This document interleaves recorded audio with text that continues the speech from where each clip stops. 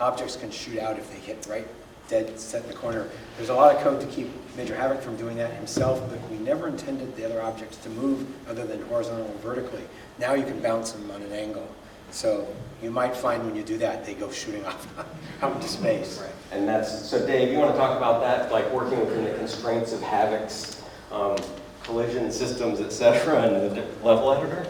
Right, with the editor, you can't just put objects everywhere you want. You're basically playing within the rules of how Major Havoc was originally designed, that every object fits somewhere on a grid and snaps. It might not be centered on the grid because it was designed to, different objects would work together in certain ways.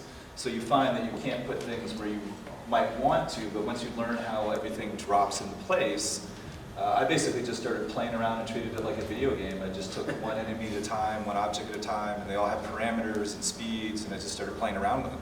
Originally, I was just going to be a play tester. I hold the world record for this game on a MAME on the original title, and that's how I met Owen. I was playing at CAX, and he's like, "Hey, you're playing my game really well." Too well. Right, and then I met all these guys and started playing, and He was good at it. through the development cycle, I was play testing and giving them feedback, and we had placeholders. We talked about 28 total levels originally. We talked about the original 12 levels were a little easier than Mark Cerny's levels 13 to 16. Yeah, it kind of goes up in a nice, gets harder, then it goes like that. Yeah, and then Mark Cerny's Mark pro Cerny's levels go easy. through the roof. So we decided to shift the levels 13 to 16. I think that was Jess's idea originally, to later in the game to keep that hard level of difficulty. And then one by one, we just started plugging in levels in between to kind of bridge off of 1 through 12. So we did a training level on level 13 that got you used to the ion cannon. Because originally you were just thrown into this level. The ion cannon, if you guys have played, it's the one that kind of moves up and down, and, Right. and you can't destroy the shots or the cannon itself. Right. And we just started to flesh in one thing after another, and before you knew it, we had everything sort of filled up, more or less. There's 9 new levels that we put together. 3 other ones came from Return to Vax that we brought over. We did a little editing and adjusting of the Mark Cerny levels to make them a little more reasonable. Do you want to mention the If anybody who really knows the game well, level 16 originally, you had to sacrifice a life because there wasn't enough oxygen in it. So we've increased the oxygen. So we've fixed little things that were giving people problem, and ultimately, we want to try and make the difficulty a little better because most people never get past level 13, right? We want to bring the difficulty to a point where everybody can get a little further in the game, which helps with demo mode and being able to select levels right now. Do you want to talk about the last 4? Right, the last 4, which is sort of coming off of your concept, you wanted a giant maze, in this case. It was originally going to be a planet, the planet of the Vax. It's like, Right, you were going to set off either multiple reactors or one big reactor at the end. One of the gags was most mazes are just one level, but now with flashing transporters from level 21 to 22, you go through 4 sections of one maze. so I should explain, so I had this vision of this great big giant maze, 4 reactors in it. You had to get them all in a certain amount of time and get out. That would blow the planet up. We'd steal that from Star Wars. Except that there's not enough memory to hold a maze that size, which is what Jess came back and said, nope, can't make that one big. So we agreed to make it where the transporters would take you between sections of the mazes. So you finish what you need to do here, there's no reactor, and you transport to the second one, to the third one, and the fourth one is where the giant reactor will live. Right now the way we have it designed is you have to pick up a key in the first level, and that carries all the way through and opens the final reactor door. And that's why if you die, you have to go back to level 21, which is the first section, and pick that key up again. Right, so it's an extra challenge if it wasn't hard enough already. There's some tuning needed there, but it's hard. But Right, we've just finished a lot of these, so we're doing a lot of dialing and play testing. We're going to watch people here play, see, take feedback from everybody, and get into something that's reasonable for everybody and enjoy it. Yeah. So, that's the editor though. it's very cool. Is it always rendering off-screen elements in real time, or are they called from the, You mean in the actual game itself? in the way that it's coded, is it I count and sections beyond the maze. So I try not to write too far off either side or the top bottom. That's what blows those transistors out. But do you run the logic on all the enemies and Yes. entities? So they're always Yeah, moving. the thing is, because the little maze at the top is actually just a giant maze shrunk and put up there. and use dots instead of little crosses have instead to show of, up so there. that is actually what's running up Running. there. Yeah. So yes, it all keeps running and actually collides and everything else. I just don't put them all into the display to show them, because one of the things the vector generators do, they blow deflection transistors, and you can do that by drawing way out over here on the sides. So I tried not to do that if I could.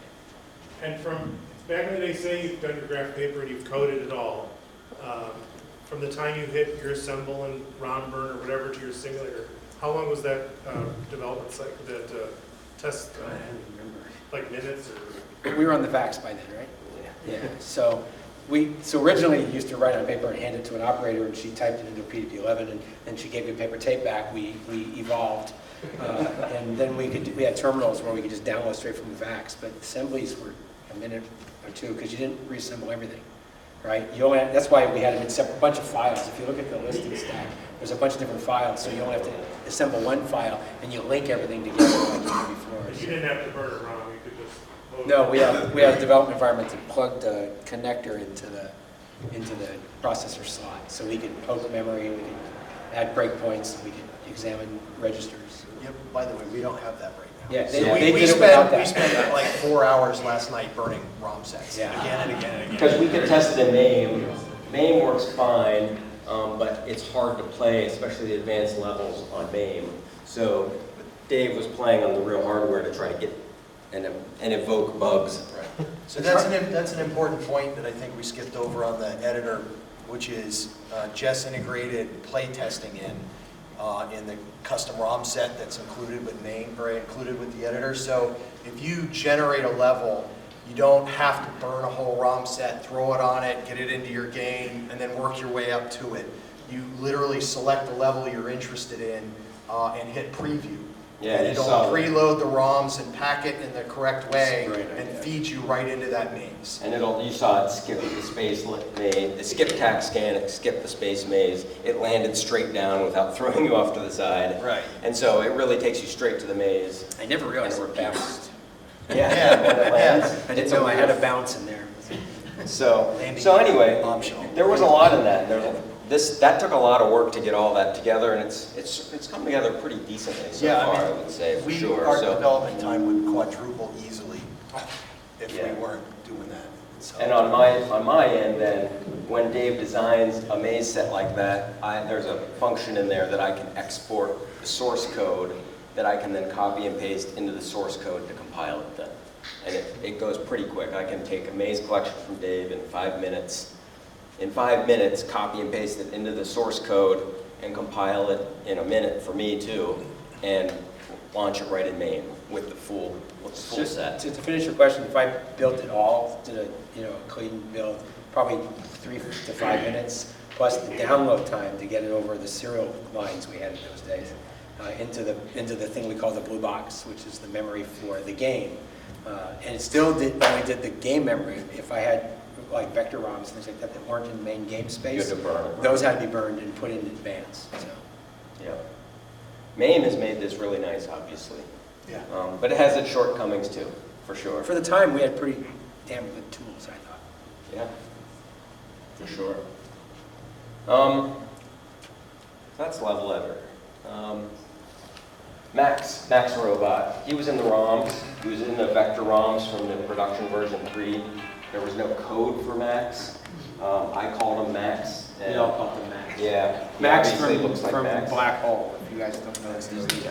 That awful Disney movie. Did I say awful? Black Hole. Scrub that part from the tape. You would just screen that out. So we brought Max back. He's now an active enemy in some of Jury's levels.